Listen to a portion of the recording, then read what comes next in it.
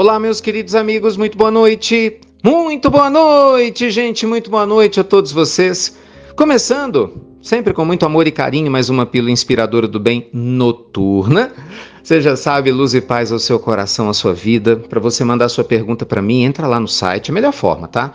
institutonamastê.com.br. E a gente está sempre aqui de segunda a sexta respondendo vocês com o maior carinho. Eu aprendo tanto, gente, juro. É tão bom ver as perguntas de vocês. Bem, vamos lá. Tem uma pergunta muito especial que um ouvinte nosso nos fez, dizendo o seguinte: Ricardo, eu queria fazer uma pergunta sobre a Bíblia. Vamos lá. Ela fala assim: sobre essa história de talentos, eu já ouvi padres, pastores, inclusive você nas pílulas, falando sobre talentos, mas nunca entendi muito bem essa história. O que são mesmo esses talentos? Bem direta a pergunta do nosso ouvinte, né? Gente, aí ele fala, é talento no sentido próprio, no sentido figurativo?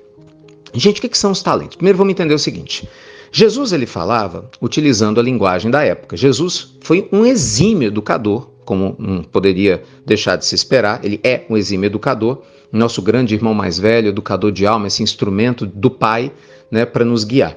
Então é claro que Jesus falava numa linguagem que todo mundo entendia.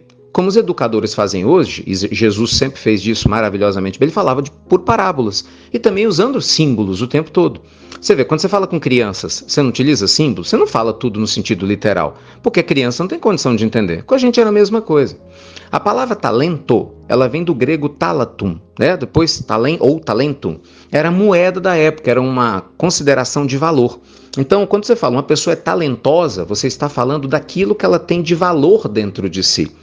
Muito embora, né, o talento pudesse ser uma moeda, ao mesmo tempo era sinônimo daquilo que é valioso. Então o que Jesus está dizendo na parábola belíssima dos talentos, que a gente vê em especial no Evangelho de Mateus?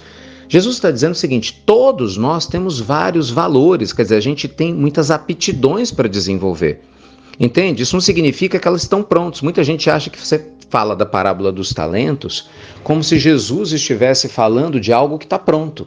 Sabe, por exemplo, fulano tem o talento para falar bem. Pronto, já nasceu com isso pronto. Não, todo mundo tem talento, potencial. Pensa, potencial, nós temos talento para tudo. Todo mundo tem um talento para aprender a falar, se quiser. Não é? Se você quiser aprender a falar, você vai fazer um curso de oratória, não vai? Você vai ler sobre isso, você vai trabalhar em si para vencer a timidez e você vai melhorar. Você pode não se tornar um grande ou excepcional orador como alguém que já tem isso bem desenvolvido, mas vai melhorar muito, não vai?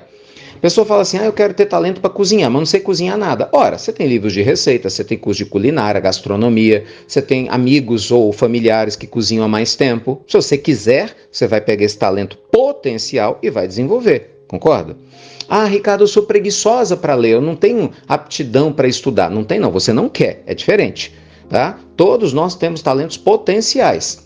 Se você quiser aprender a estudar de verdade, você vai ler sobre memorização, você vai pedir ajuda para quem tem facilidade de estudar, você vai aprender esquemas de estudo. Mesmo que tenha algumas pessoas com mais facilidade de memorizar, isso não impede que você se trabalhe. Gente, o grande exemplo que eu dou é a história de Beethoven, Ludwig van Beethoven, e de Wolfgang Amadeus Mozart, os dois gênios da música clássica. Beethoven era surdo, tinha problemas sociais gravíssimos, né? Era uma pessoa com problemas emocionais grandes e se tornou um gênio da música, mas ele não nasceu pronto, ele teve que se esforçar demais. Já Mozart nasceu com a facilidade para música, nasceu no lar em que o pai dele era músico, quer dizer, em tese, o ambiente de Mozart era totalmente favorável. Mas veja, Beethoven, sem ter nada favorável como Mozart, se tornou um gênio tão importante quanto Mozart para a música. Por quê? Porque ele desenvolveu esse talento, porque ele quis, ele estudou, ele trabalhou. Então o que Jesus está dizendo é o seguinte: tem gente que é preguiçosa, vamos desenhar, você nunca mais esquecer isso. Preguiçosa. O que é ser preguiçoso? É você simplesmente se esconder atrás da preguiça e você não trabalhar suas potencialidades. Você não tem que trabalhar todas elas de uma vez, mas escolha aquelas que você sente que você precisa para sua vida ser melhor e mais feliz. Entende? A gente pode aprender, meus amigos, qualquer coisa. E é isso que ele critica na parábola dos talentos, a preguiça daquele servo que recebeu um talento e com medo enterrou ele, ao invés de investir. Leiam lá a parábola dos talentos, quem não conhece. E ele elogia a postura daquele que recebeu 2 e investiu, quer dizer, cuidou dos talentos. Aí entregou 4. O que tinha 5, investiu, entregou 10. Então o que Jesus está dizendo? Pegue suas aptidões e trabalhe para melhorá-las. Então você pode ser uma mãe melhor, um pai melhor, um amigo melhor, um professor melhor. Você pode ser qualquer coisa melhor, se quiser. E para isso exige esforço, determinação, que a pessoa preguiçosa não quer, que é o que ele critica.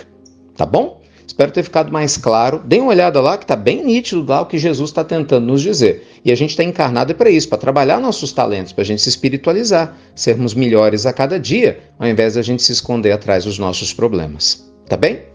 Beijo grande no coração de todos vocês. Fiquem com Deus. Obrigado a você que compartilha as pílulas inspiradoras do bem. E até breve. Até muito, meus amigos. Muito breve.